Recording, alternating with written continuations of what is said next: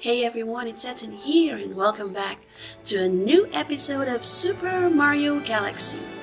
In today's video, we're going to the library and we're going to read a story. How about that? So without further ado, let's get started!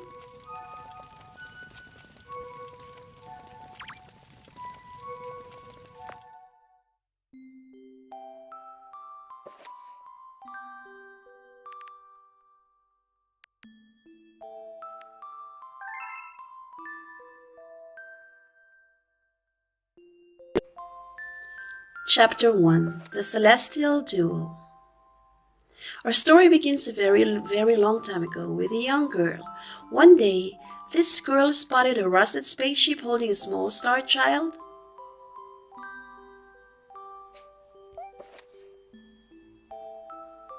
"What's your name? Are you lost?" the girl asked the star child. "I'm Luma, and I'm waiting for Mama. She's coming for me on a comet," said the star child, who had been waiting day and night. "Don't worry, I'll wait with you," the little girl promised Luma. At nightfall, the little girl borrowed her father's telescope and peered into the sky. She looked and looked, but she saw nothing. Hours turned into days, and then years, but still the sky revealed nothing. Finally, the little girl sighed and said to Luma, "If we stay here looking much longer, I'll be an old lady soon." But then she had an idea. "Why don't we go out there and find your mother ourselves?" The girl and Luma fixed up the rusty spaceship, and then the two set sail into the starry sky. And this is how the search for the celestial mother began. Chapter 2: Starbits. Days passed with no sight of the comet or even a single planet. Instead, asteroids extended for as far as the eye could see. "If I had known it was going to take this long, I would have packed more jam," said the little girl above the rumble of her belly. Before they left, she had packed all the essentials: telescope, butterfly net, stuffed bunny, bread, milk, jam, and apricot-flavored tea. But "I forgot to bring water." At this, Luma burst into gills of laughter, and the girl began to pout. "As long as I have starbits, I'll be fine," said Luma. "Want some?" The little girl couldn't stay mad after hearing this. Luma continued to laugh, and the girl couldn't help but join in. "All right, maybe just a nibble." Leaning far out of the ship, the bear began to collect starbits with the girl's net. They almost fell out a few times, but they kept on collecting. The starbits tasted like honey. Chapter 3: The Comet.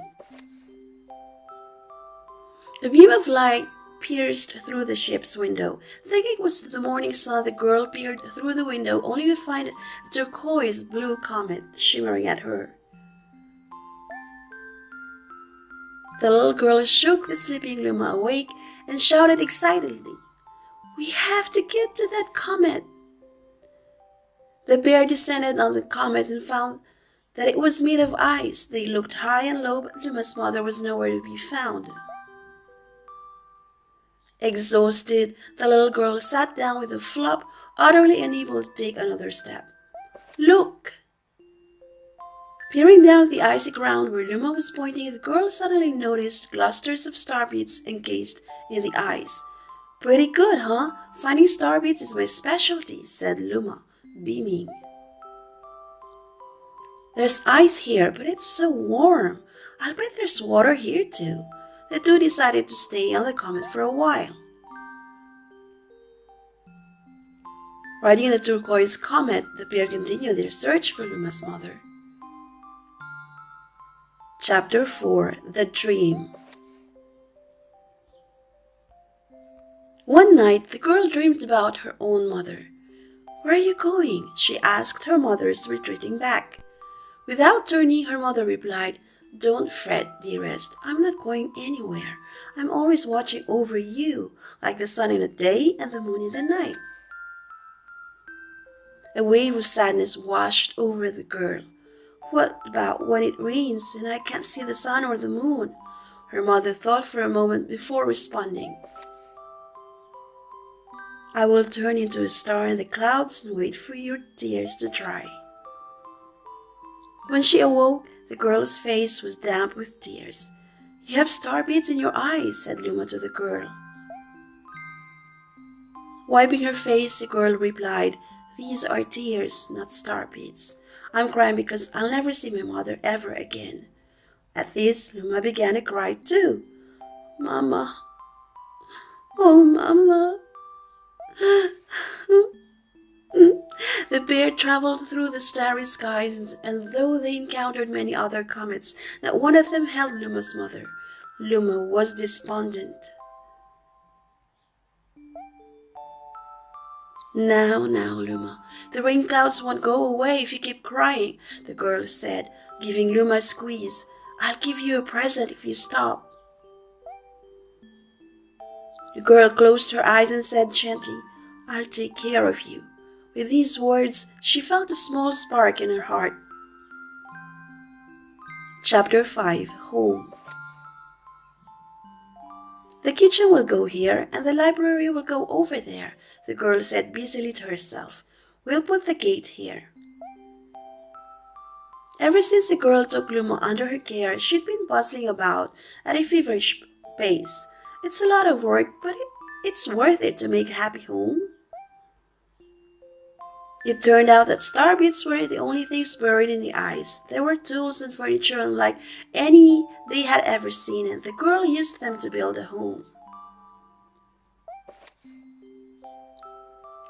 Looking at the completed house, Luma remarked, Don't you think it's awfully big for just the two of us?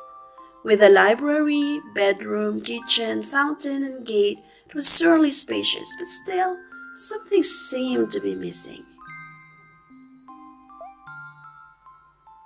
If only my father, brother, and mother were here, the girl said wistfully. Indeed, the house was too large for its two small residents. That night, clutching her favorite stuffed bunny close to her heart, the girl fell asleep in the starship. Chapter 6, Friends. Then one day, while the girl sat sipping tea, a tiny apricot-colored planet appeared on the horizon. From the planet, another Luma of the same color emerged. Do you two know each other? The girl asked the two Lumas gleefully. Despite the girl's excitement, they seemed uneasy. The two Lumas neither drew closer nor backed away from each other. Instead, they just stared. Then one Luma broke the silence. My mama! At once, the apricot Luma parroted back. My mama! My mama! My mama! My mama! The two Lumas began to dance around the girl frantically, and neither showed any sign of stopping. The girl was so charmed by this adorable scene that she couldn't help but laugh. And that's when something very strange happened. Suddenly, more Lumas began to pop out from the apricot planet. They were different colors, but they all shouted the same thing. My mama! My mama! The sight of all the shouting Lumas only made the girl laugh harder. What am I going to do with all these children? The Lumas just stared blankly as she doubled over her lap. I guess we'll have to name each and every one of you. Tomorrow, when she had finished naming them all, she would begin moving all the Lumas into the new house. Chapter 7, The Telescope. After seeing their 100th comet, a sudden thought popped into the girl's head. I wonder if my home planet's still as blue as it was. That's when she remembered her father's telescope. Peeking into the telescope, a tiny blue dot floated into sight. was smaller than a starbit. How strange! It's so far away, but it feels so close. She twisted the knob of the telescope and the blue dot grew until she could make out a grassy hill dotted with flowers. It seemed very familiar to her. Zooming even closer, the terrace on the hill came into view. I used to go stargazing there when I lived on my home planet. She remembered rubbing the sleep out of her eyes as she followed her father up that hill to look at the stars. She remembered how she and her brother would sled down that hill. She remembered having picnics with her mother on that hill on bright and windy days. And I want to go home. I want to go home right now. The girl burst into tears and the Lumas didn't know what to do. I want to go home. I want to go back to my house by the hill. I want to see my mother. The girl was shouting now, her face wet with tears. But I know she's not there. I knew all along that she wasn't out there in the sky. Because she's sleeping under the tree on the hill. The girl's cries echoed through the stars and a hush fell over the area. So, folks, that's the end of the story. Okay, this is it. I shall see you in the next video. Bye, take care. I love you.